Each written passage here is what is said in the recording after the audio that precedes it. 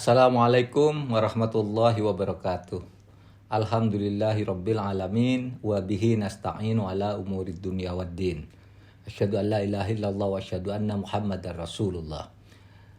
Yang terhormat para alim ulama peserta Muktamar Jatme tahun 2023. Pertama-tama saya ingin mengucapkan selamat atas selesainya Muktamar Jatme di Pondok Pesantren Al-Madani Gunung Pati, Semarang pada tanggal 28 Juni 2023 ini.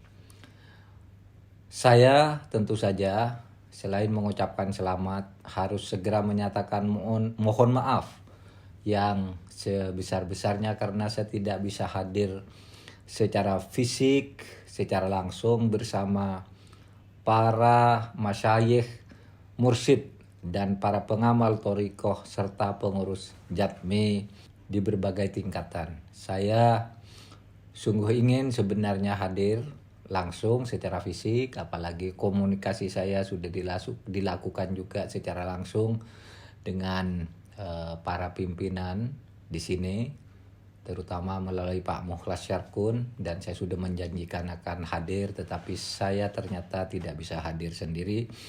Sekali lagi saya menyatakan permohonan maaf yang sebesar-besarnya.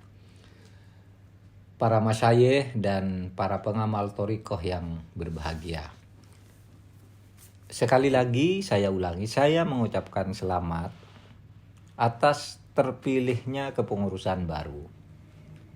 Karena apa? Karena bagi pemerintah dan bagi masyarakat Indonesia, Jatme ini adalah partner untuk membangun kemajuan bangsa dan negara Indonesia untuk menuju Indonesia yang baldatun thayyibatun warabbun ghafur. Ucapan selamat ini tentu disertai doa agar para pengurus yang baru nantinya dapat menjalankan tugas-tugas kepengurusan Jatme dengan penuh amanah.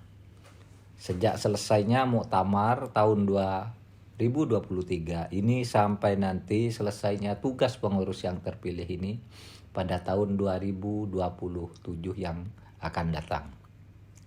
Masa tugas yang tidak pendek, dan para masyayikh serta pengamal thariqah dimohon untuk terus menemani para pemimpin bangsa, para pemimpin masyarakat, dan mendampingi umat untuk terus aktif membangun negara dan bangsa Indonesia yang aman, damai, dan sentosa.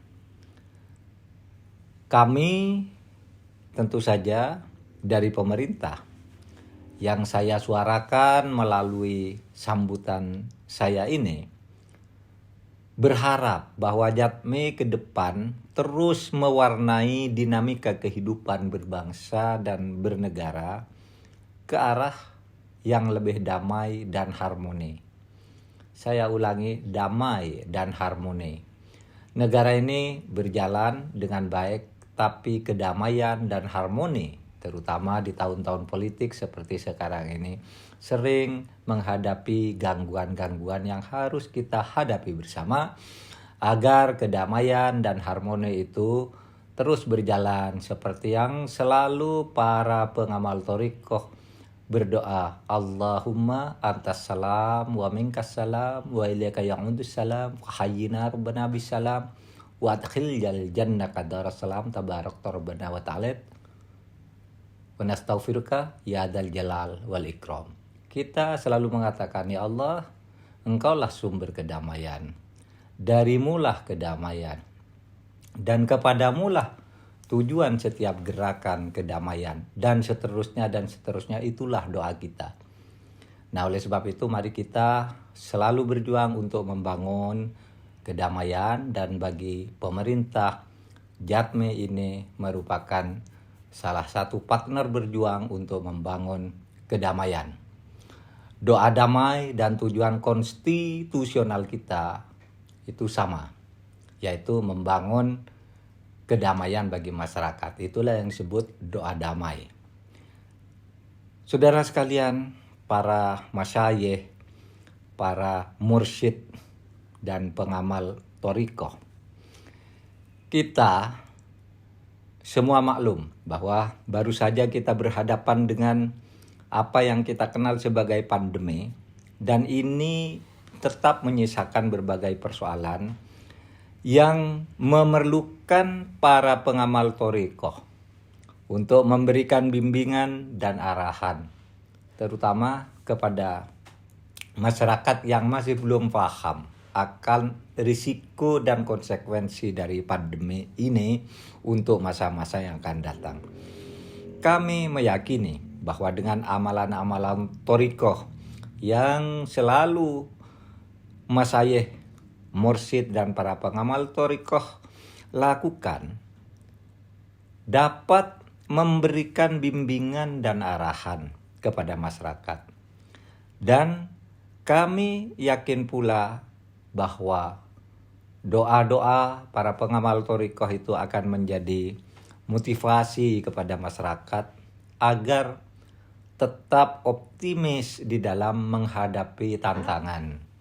Karena tidak ada hidup ini yang tidak ada tantangannya. Selama manusia hidup pasti ada tantangan, dan tantangan itulah yang akan menentukan kita apakah bisa menghadapi dan menyelesaikan tantangan itu dengan tetap dekat dan bertakwa kepada Allah. Ada hal yang menarik dari Muktamar Jatmi kali ini, yakni munculnya gagasan thariqah kebangsaan sebagai ikhtiar untuk meningkatkan peran strategis para pengamal thariqah terhadap penguatan dan peningkatan kecintaan terhadap tanah air. Negara ini, bangsa ini, tanah air ini harus kita jaga bersama-sama sebagai berkat rahmat Allah Subhanahu wa ta'ala.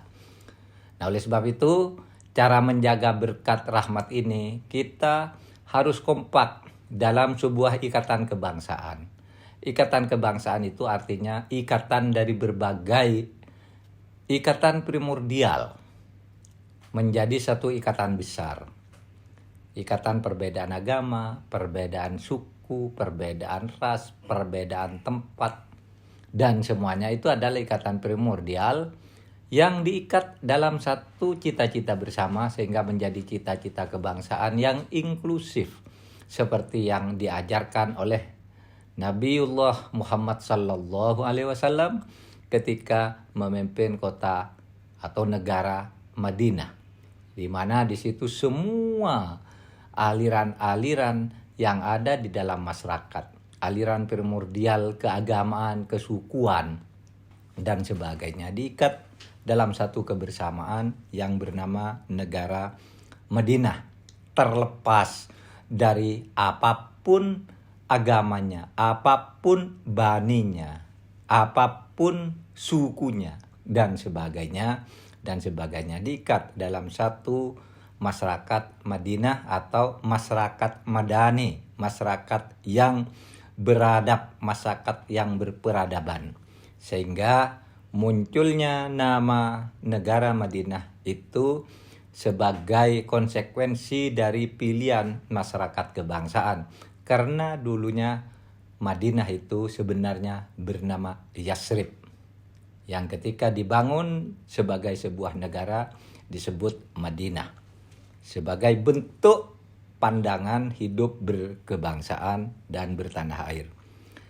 Ini penting para masyayikh dan para mursyid serta para pengamal thariqah, karena seperti saya katakan tadi, relevan dengan jejak sejarah bahwa para pengamal thariqah telah memberikan kontribusi yang besar dalam perjuangan kemerdekaan, bukan hanya di Indonesia tetapi juga di Afrika, Turki, dan negara-negara lain. Kalaulah kita mau menyebut pengamal thariqah, pejuang-pejuang Indonesia itu, di masa lalu kita mengenal nama Pangeran Diponegoro, kemudian Perang Banten, dan para pejuang-pejuang Muslim yang turut mengantarkan Indonesia menjadi sebuah negara yang merdeka, itu adalah didorong oleh pengamal thariqah bersama kekuatan-kekuatan Muslim dan kekuatan bangsa yang lainnya di Indonesia ini. Akhirnya saya menutup muktamar Jatmi ini dan mengucapkan selamat bertugas kepada pengurus Jatmi yang baru, yaitu pengurus periode 2023 sampai 2027, dengan ucapan Alhamdulillahirabbil alamin. Selamat bertugas. Wassalamualaikum warahmatullahi wabarakatuh.